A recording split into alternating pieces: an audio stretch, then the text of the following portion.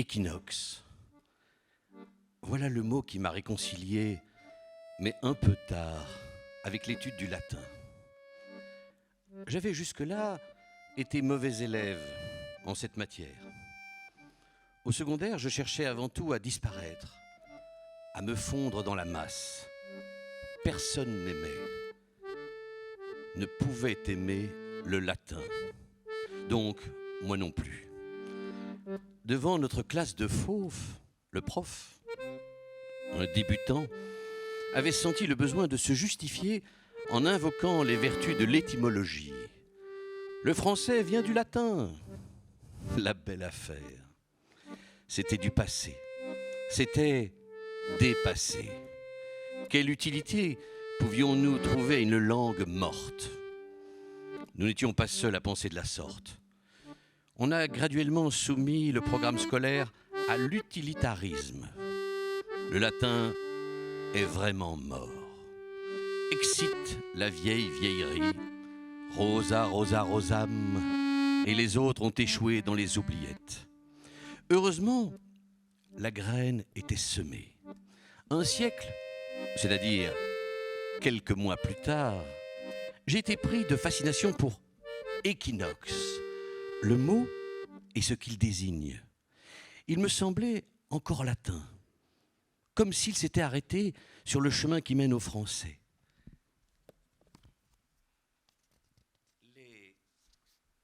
Les 4 premières lettres, équi, signifiant l'égalité, d'équus, les 4 dernières, nox, la nuit, de nox, un modèle d'équilibre. On était au début du printemps. Le jaune solaire se fondait au bleu nocturne pour donner le vert. La terre sortait de son hibernation. À mon insu, la graine avait germé. La lumière atteint le sommet où elle commençait à gagner sur l'obscurité. Je m'ouvrais à des savoirs neufs et pourtant si anciens. C'est par ces mots que la personne que nous allons fêter ce soir débute ce recueil de nouvelles. Mais pour ouvrir le bal et ouvrir cette soirée, j'appelle notre échevin de la culture, Adelin de Berdelard. Musique. Merci.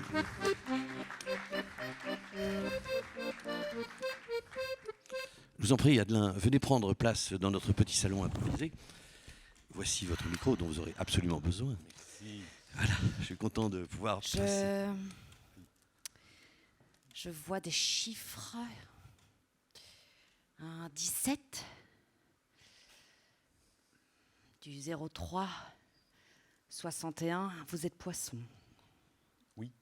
Un poisson. Vous êtes poisson.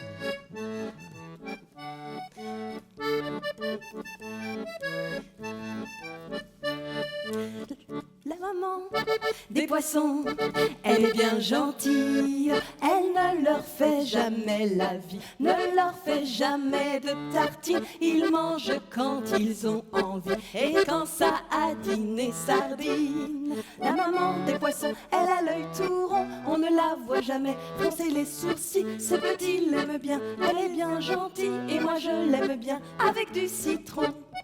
La maman des poissons, elle est bien gentille.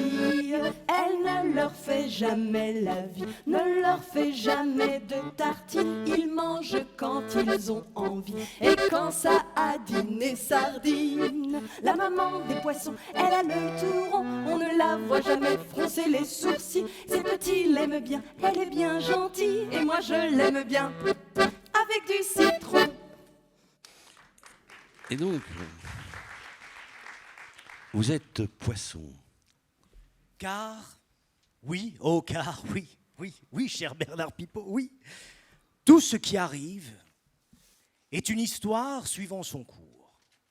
Tout obéit aux lois du récit, aux nécessités d'une intrigue, de la transformation d'un état initial en une situation finale, de la naissance à la mort avec plus ou moins de péripéties, avec des personnages qui cèdent ou s'affrontent, car sous les apparences couvre souvent le mépris, le dépit, l'émulation, la jalousie, de même qu'elle cache l'admiration, l'affection muette, le désir ardent, l'amour secret, la passion. Tout. Cela agit et s'entrecroise. Au milieu d'un décor, un virus se heurte à un système de défense globulaire. Le cancer progresse. Dans l'architecture complexe des cellules, les politiciens serrent des mains avant de monter à la tribune. De grosses huiles souscrivent à la caisse du parti, anticipant de beaux dividendes. Les analystes parlent de l'alternance des partis au pouvoir comme d'un inéluctable mouvement pendulaire et ne s'avancent avec une prudence d'astrologue sur le terrain glissant de la prédiction qu'en la formulant pour qu'elle puisse aussi inclure son contraire au gré des circonstances. Les élections auront lieu dans 3 mois, mais en politique, cela correspond à une éternité. Tout peut arriver. Les Canadiens de Montréal atteindront la phase éliminatoire si et si. S'ils gagnent assez de matchs, oui. Mais ils ne sont pas à l'abri d'une déconvenue. La politique est un sport comme un autre. Le flair des experts est tributaire de leur pusillanimité. La plupart du temps, qui plonge se noie. La plupart du temps, la futurologie s'est plantée. On n'écrit pas un récit au futur de l'indicatif. Les événements précèdent la relation qu'on établit. Merci. Voilà ce qu'ont dit la personne que nous allons honorifier ce soir, leur honorer, sur le poisson. Mais maintenant, je vous laisse la parole. C'est très gentil. Donc la personne effectivement que le jury a choisi parle comme ça du poisson et d'autres choses, mais ça je n'en dirai pas plus. Par contre, la personne qu'on a décidé de choisir était parmi toute une panoplie. Je pense qu'on a eu, est-ce qu'on n'a pas eu 18 ou quelque chose comme ça, 18 recueils à lire. Et donc je voudrais remercier d'abord les éditeurs qui nous ont envoyé tous ces livres. Je voudrais évidemment remercier la ferme du Biérot qui nous accueille ici. Remercier le jury. On n'aurait pas eu donc cette personne dont on est en train de lire des extraits si le jury n'avait pas été là. Le président sera bientôt sur scène pour expliciter, j'imagine. Donc merci à tous les jurys, tous les membres du jury. Et puis pour le reste, je crois que je dois laisser la place à celui qu'on va mettre à l'honneur et je vous remercie. Celle ou celui, on ne sait pas. S'il vous plaît. Celle ou celui. Celle ou celui, la personne, le personnage, allons savoir. La plume. Exactement. Voilà. Ben, merci beaucoup, Adelin. Je vous en prie. Merci. Oui, je vais garder le micro parce que... Merci Adelin Hubert de l'art, échevin de la culture de la ville de Tigny. Et donc je vais inviter, comme il l'a précisé, le président du comité, Vincent Engel.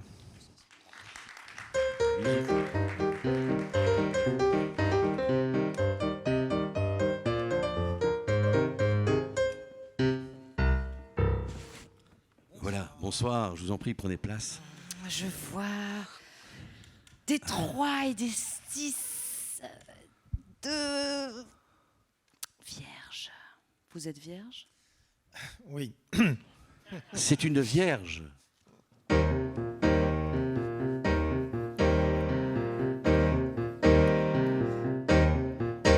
Like a virgin, oh, touched for the very first time. Like a virgin, with your heartbeat next to mine. You're so fine, and you're mine.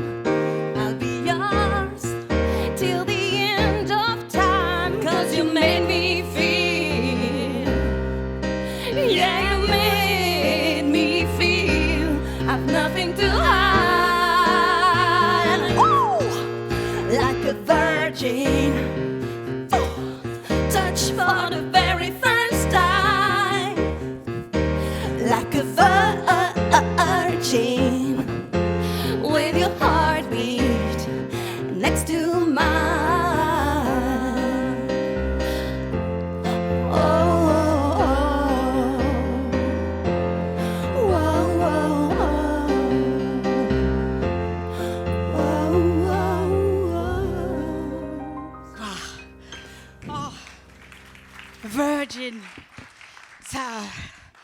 ça me donne envie de vous dire un texte. Je reviens tout de suite. Ah, voilà. Oh.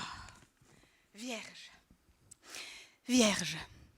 Quand la revue Nouvelle Chute m'a commandé une histoire d'amour, j'ai été surpris, considérant que c'est un thème que je n'ai abordé que parcimonieusement. Bénédicte Renard, la directrice, n'était pas d'accord. Quelque chose qui ne se dit pas, voire qui refuse de se dire, traverserait bon nombre de mes textes. Tu parles d'amour même quand tu n'en parles pas. Paradoxe facile et pas de nature à me convaincre. Comme elle a étudié la psychanalyse, ce dont ses propres textes portent la trace manifeste, elle devait avoir raison.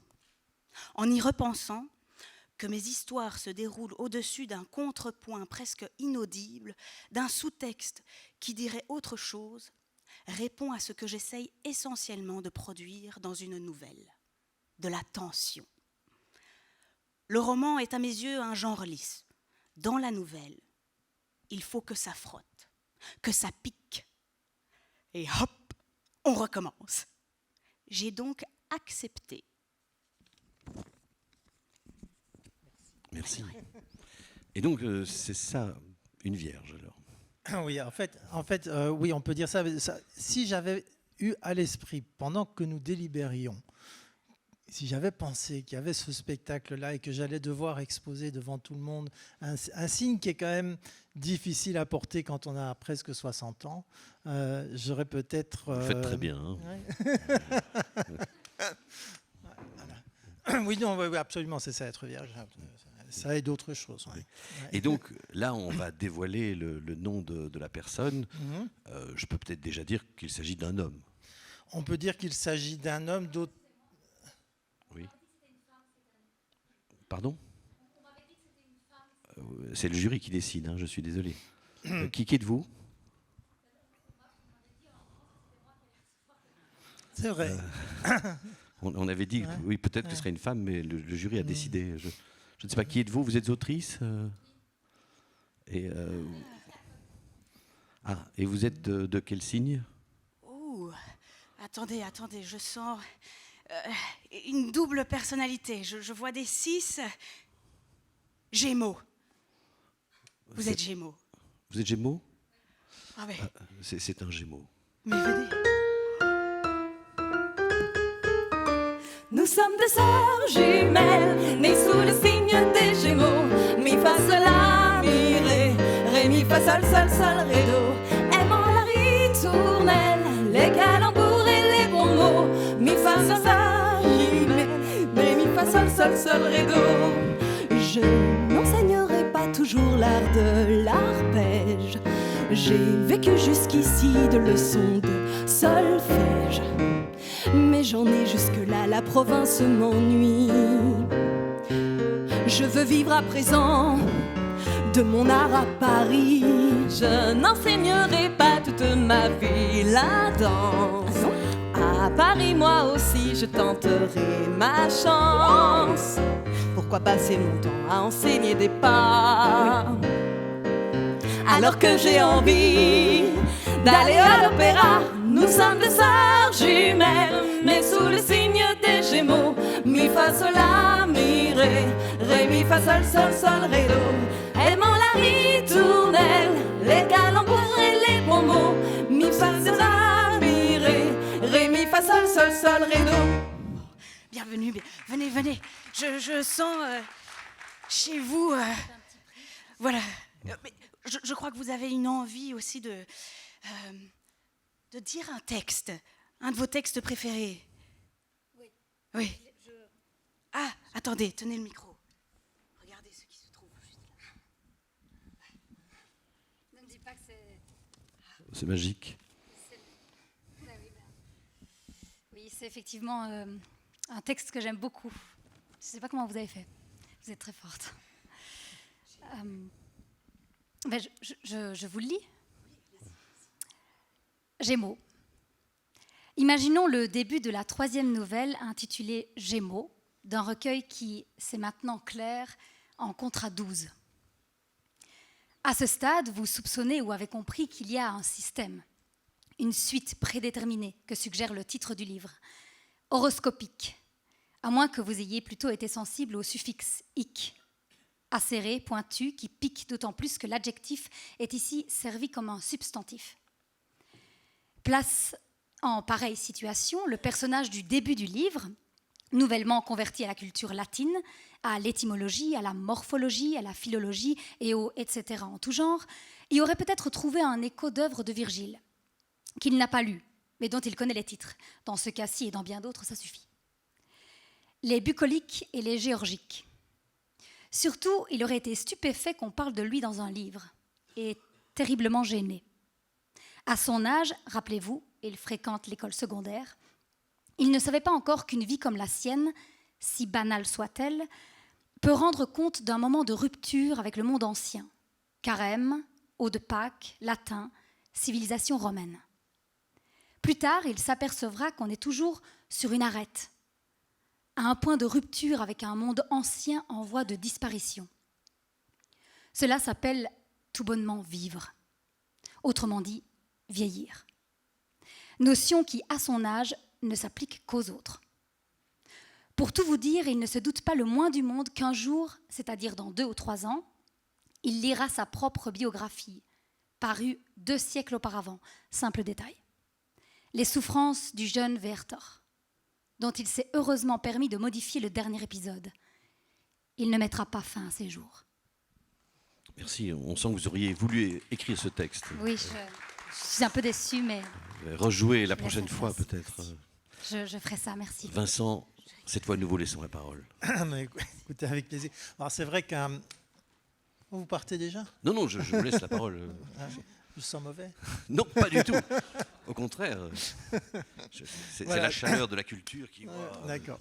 Donc oui, moi je vais à mon tour remercier la commune de Tigny qui porte ce prix en fait depuis longtemps, puisque nous sommes dans le sillage d'un prix qui a préexisté, Renaissance de la Nouvelle, qui a un prix international important dont nous prenons la relève. Et je veux remercier vraiment très chaleureusement tous les membres du jury que je vais citer. Il y a Isabelle Ouéry qui représentait la SCAM Société d'auteurs, qui est partenaire du prix. Bernadette Meyer qui représentait les clubs de lecture de la ville. Anne-Sophie Laurent qui représentait l'enseignement de la communauté française. Isabelle Delay, notre libraire partenaire, le petit bouquineur ici à Ottigny. Véronique Bergen, écrivain, membre de l'Académie, et Grégoire Paulet, écrivain lui aussi, qui a été lauréat l'année dernière pour son recueil « Soucoupe volante » chez Gallimard. Alors la particularité de ce jury, vous l'avez compris, c'est qu'il n'est pas composé uniquement d'autrices. Nouvelliste, c'est très bien parce que c'est un nom épicène. On peut dire nouvelliste et englober les hommes et les femmes. Donc c'est un jury qui n'est pas composé donc que de professionnels, mais de tous celles et ceux qui sont impliqués d'une manière ou d'une autre dans la vie de la nouvelle. Et la nouvelle, de surcroît, j'en profite puisque je suis là, je prends un peu de temps. Voilà. La nouvelle est un outil littéraire, c'est un texte littéraire remarquable, difficile, et qui est un outil pédagogique de premier ordre. Ça, je pense que les enseignants commencent à le comprendre. Ce n'est pas encore suffisamment porté par les programmes, etc. Mais essayer de faire lire des romans à des jeunes, aujourd'hui c'est compliqué, on le sait bien, surtout quand on tombe sur des professeurs qui veulent absolument leur faire lire Zola. Là c'est vraiment compliqué. Par contre, leur faire lire une nouvelle, c'est faisable. Même leur faire lire 10 nouvelles sur l'année ou 20 nouvelles. Et chaque nouvelle est un texte complet, ce qui est la force de la nouvelle, et on peut voyager et découvrir plein de choses. Du coup, il y a mon texte qui fout le camp. Voilà. Alors donc cette année, on s'est ouvert à la francophonie. Pour moi, c'était une condition sine qua non pour avoir un prix d'importance, ce que ce prix est et veut renforcer. Et donc nous avons reçu des recueils du Cameroun, du Sénégal, de Belgique, de France, du Québec, 18 recueils en tout. Et on a eu, et ça a été publié la semaine dernière, 5 finalistes, ce qui nous permet évidemment aussi de distinguer, parce que remettre un prix, c'est très très important, mais c'est toujours un peu déchirant de choisir un texte, un recueil parmi tous ces recueils. Et donc les finalistes que je vais rappeler maintenant ont tous écrit de magnifiques recueils par ordre alphabétique. Carino Bucciarelli pour Les petites fables destinées au néant, aux éditions Traverse. Franck Courtès pour Les liens sacrés du mariage, aux éditions Gallimard. Même pas mal de Brice Gauthier aux éditions Quadrature, et nous saluons tout particulièrement cet éditeur qui d'abord est consacré à la nouvelle et est de notre ville, de Tigny-Louvain-la-Neuve. Gilles Pellerin pour Horoscopique et Gilles Verdet pour Les Passagers aux éditions Rhubarbe. Gilles Pellerin, c'était aux éditions de l'Instant même. Oui, et donc le gagnant est suspense. Non, je ne dis rien. Si, je oui, dis, oui, maintenant. Parce que... Donc, le lauréat du prix de la nouvelle 2022 de la ville de Tigny-Louvain-la-Neuve est Gilles Pellerin pour le recueil Horoscopique aux éditions de l'Instant même à Québec. Alors Vincent,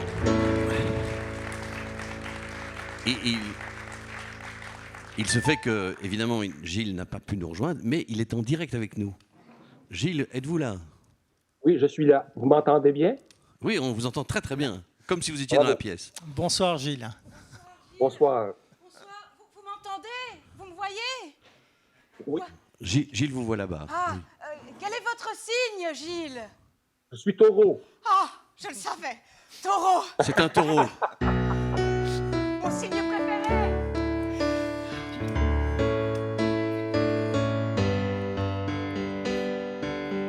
Depuis le temps que je patiente dans cette chambre noire, j'entends qu'on s'amuse et qu'on chante au bout du couloir.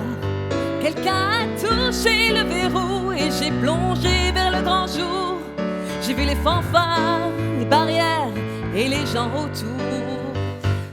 Dans les premiers moments, j'ai cru qu'il fallait seulement se défendre. Mais cette place est sans issue, je commence à comprendre. Ils ont refermé derrière moi, ils ont eu peur que je recule. J'ai bien fini par la voir, cette danseuse ridicule.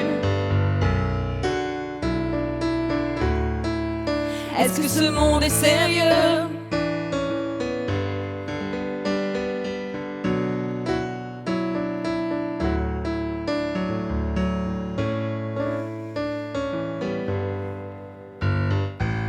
Andalousie, je me souviens, les prairies bordées de cactus.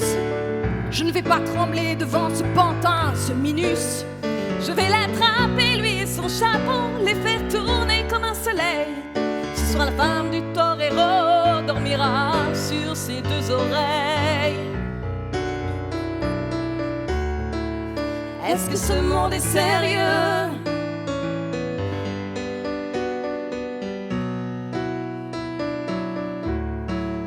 Est-ce que ce monde est sérieux?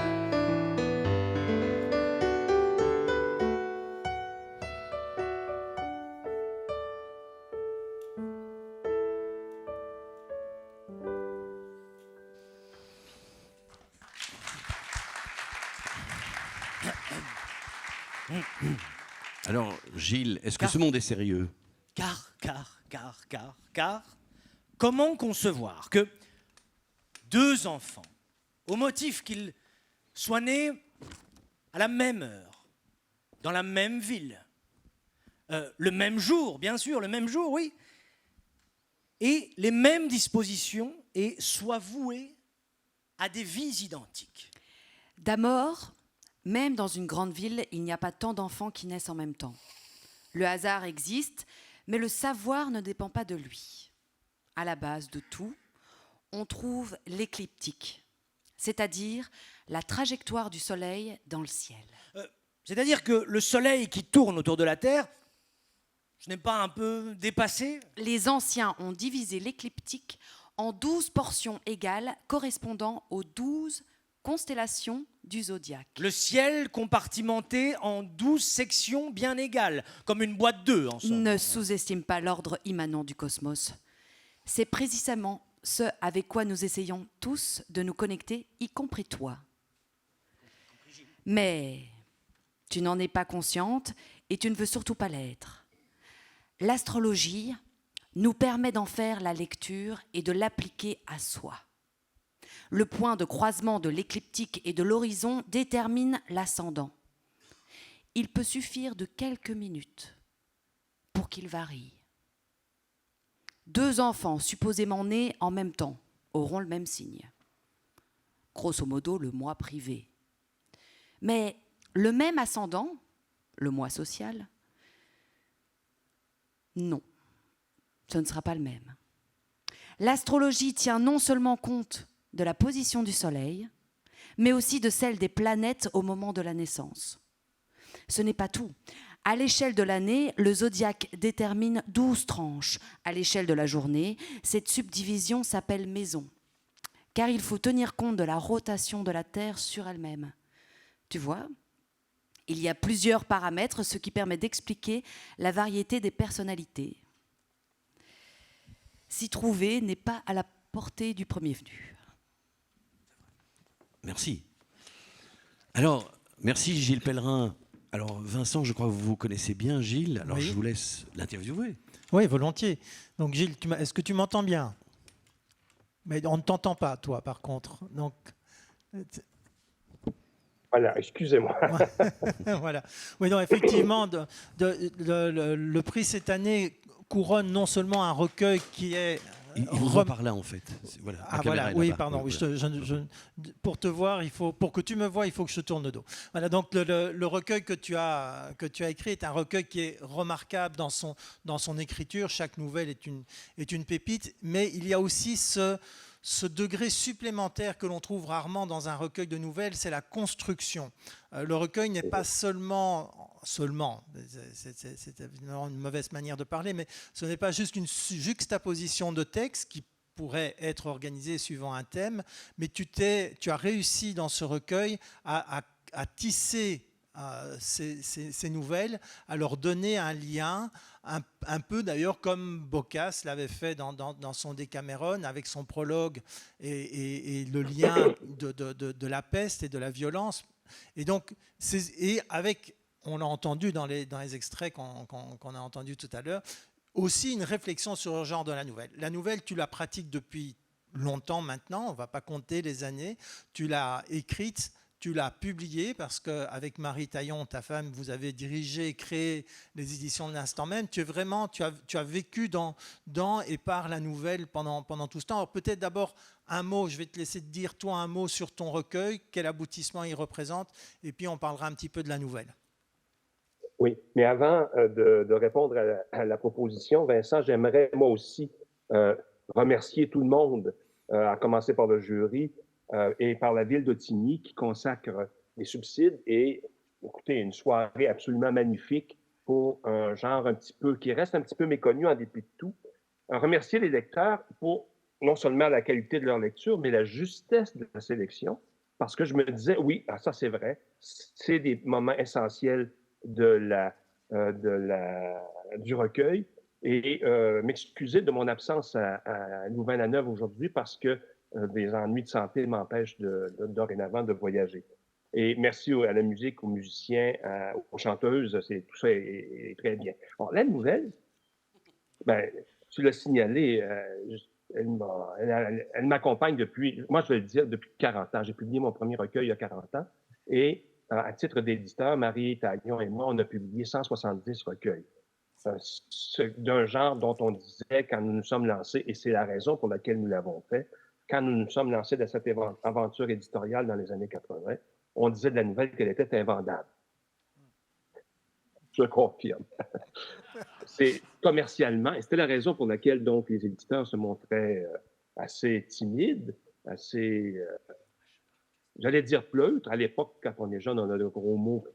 Le gros mot remonte facilement à la bouche, mais on avait l'impression, et ce que tu as dit tout à l'heure à propos de l'intérêt de la nouvelle, il y a quelque chose dans le genre même qui appelle à la créativité. Et ça nous intéressait beaucoup parce que, notamment, on avait prédit au 20e siècle la disparition de la nouvelle pour la raison qu'une nouvelle, à l'époque, on considérait qu'elle se définissait par le fait qu'il y avait un retournement de gants.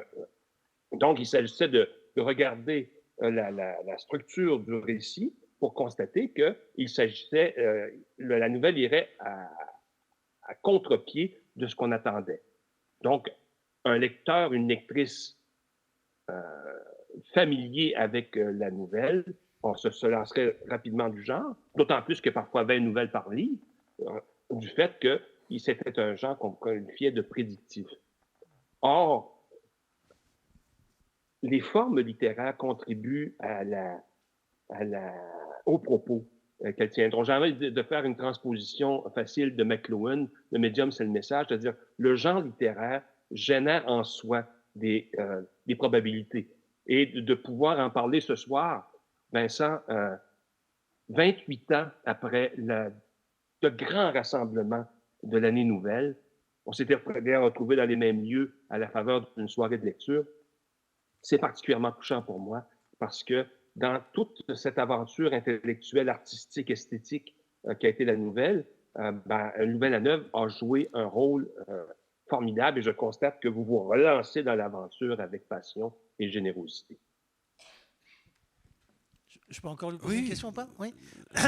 Vous êtes chez vous, c'est votre émission. On gagne tous. Alors. donc, Gilles, tu te souviens de notre ami René Godin qui a beaucoup défendu le genre. On disait, alors je ne vais pas faire le jeu de mots un peu trop facile avec la complainte du phoque en Alaska. C'est vrai qu'on a souvent comparé René à un défenseur de bébé phoque, hein, le bébé phoque étant la nouvelle. Est-ce que le regard que tu portes sur les 40 années, que tu as donné le chiffre, donc je le répète, de ton engagement dans la nouvelle, est-ce que tu penses que les choses ont un petit peu bougé ou bien est-ce qu'on en est toujours au même constat? Ou est-ce qu'il y a, indépendamment des activités qu'on organise ici ou là, de ce qu'on peut faire, est-ce qu'on peut espérer que le 21e siècle va renouer avec ce genre qui est quand même aussi un genre qui historiquement était lié à la nouvelle d'actualité? Là, c'est peut-être une piste pour la revivifier. De toutes les questions que tu poses, Vincent, je répondrai à celle où tu dis « Est-ce que ça a bougé? » Parce que j'ai une réponse. La réponse, c'est oui et c'est non. Non, au plan de la commercialisation, ça demeure quelque chose de très difficile. Notez bien que n'étant plus éditeur, là, je parle sur la foi de souvenir. Mais oui, parce que la nouvelle a beaucoup changé au cours des 40 dernières années. Ici, au Québec, si on avait été doté du pouvoir de prédiction que l'astrologie confère à certains de ses praticiens, on aurait été extrêmement surpris de voir ce qui se passait, ce qui se passera donc au début du 21e siècle. On avait, dans une rencontre à Boston à la fin des années 80, on avait posé la question à 3 nouvellistes. Quel est le moment le plus important de la nouvelle? Le premier avait répondu la chute. Moi, je parlais de deuxième, j'ai dit l'incipit, le début, parce que pour moi, dans ma pratique à moi, ce qui détermine la chose, c'est le début de la nouvelle. Et la quasi-totalité des cas, je ne sais pas comment la nouvelle va se terminer. Je laisse aller les choses, je laisse les choses se construire comme si... moi, je crois que la nouvelle fournit une impulsion extraordinaire, c'est d'un dynamisme fou. Et la troisième personne avait dit, moi, c'est le milieu. Et c'était donc, elle mettait en lumière, on est en 1988, elle mettait en lumière, cette nouvelliste, le fait que ce qui est le plus important, c'est la création d'une espèce d'atmosphère. Et quand je regarde la nouvelle québécoise, malheureusement, là, je ne peux pas parler à l'échelle de la francophonie ou du monde, mais la nouvelle québécoise actuelle, c'est la troisième qui a eu raison pour ce qui était à l'époque un avenir plus ou moins prévisible. Alors que de ça, donc, je peux dire que la nouvelle a changé et je m'en réjouis. C'est sûr que comme éditeur, j'aurais préféré que commercialement, on y aille un peu plus, mais il s'était passé quelque chose quand même quand on a créé l'Instant Même, au milieu des années 80, c'est qu'il n'y avait presque pas de recueil qui paraissait. Et à un moment donné, tout le monde s'est lancé dans la nouvelle et tout le monde a accepté d'en publier. Alors, ce qui fait que, dans une perspective économique, c'était pas un bon placement, mais dans une perspective formelle, dans l'intérêt qu'on a pour la littérature et un de ces genres, là, ça a été, à cet égard, je peux cocher réussite. Oui, Vincent, une dernière question peut-être à Gilles? Non, enfin, plus un vœu quand même, Gilles, par bateau, par train ou par fusée, il faut absolument que tu reviennes en Europe un de ces jours, quoi. Par téléportation. Ou par téléportation, oui. Ça, je pense que la téléportation, on va en parler un petit peu. Par bateau, sans doute, ce serait possible, là. Mais bon, cette fois-ci, à Cibout d'Avis, évidemment, ce n'était pas tout à fait indiqué. Et traverser l'Atlantique Nord en bateau à cette période-ci de l'année, je ne sais pas de quoi ça a l'air chez vous dans la mer du Nord, mais ici, au large de la Gaspésie, du Cap-Breton, oh là là là là! Il y a des turbulences sur la ligne. Mais qu'à cela ne tienne, Gilles, on vous remercie, on vous applaudit très fort. Oui. Merci beaucoup. Je remercie Vincent Engel, le président du jury, et je remercie tous les membres du jury. Mais on ne va pas en rester là. Gilles, nous allons, parce que Internet c'est bien, mais nous allons vous envoyer tout de suite, depuis la Belgique, une expédition pour vous apporter, pas encore le prix, mais des sucreries, des gaufres, du chocolat, des cuberdons. Et nos meilleurs coursiers se mettent tout de suite en route. Ils sont là, ils partent directement vers le Québec. Ils sont prêts à affronter le grand froid, à traverser les montagnes, la mer. Ouais, crée-moi pas, quelque part en Alaska, y a un phoque Gilles, qui ils sont sur la s'ennuie route. en maudit. Sa blonde est partie gagner sa vie dans un cirque aux États-Unis.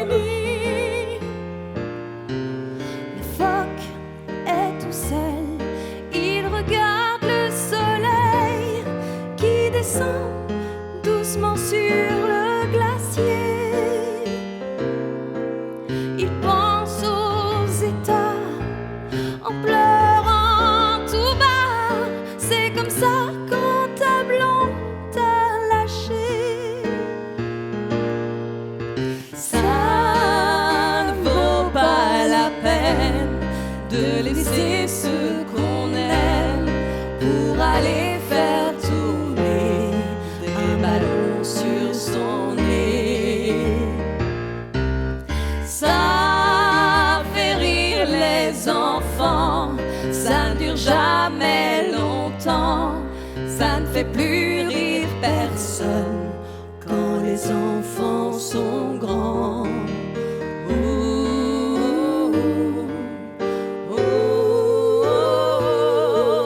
Tout le monde avec nous. Ça ne vaut pas la peine de laisser ce qu'on aime pour aller faire tourner des ballons sur son nez. Ça fait rire les enfants, ça ne dure jamais longtemps, ça ne fait plus rire personne quand les enfants sont grands.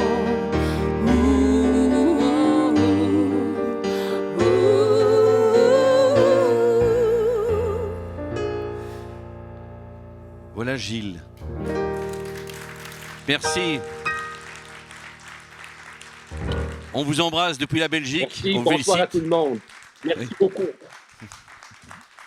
Merci Gilles. Restez encore un peu avec nous. On va trinquer à votre santé, Gilles, dans quelques instants. Je voulais juste vous remercier tous, puis vous dire que tous les textes que vous avez entendus sont évidemment issus de Horoscopique de Gilles Pellerin aux éditions de l'Instant même. Je voulais remercier toute l'équipe technique de la ferme du Biérot, c'est-à-dire Yves, Licia, Thomas, Loïc, et je crois que je n'ai oublié personne. Voilà.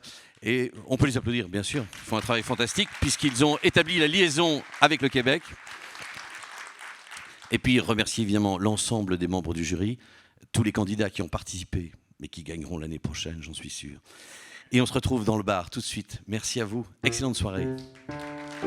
Merci à Eric au piano.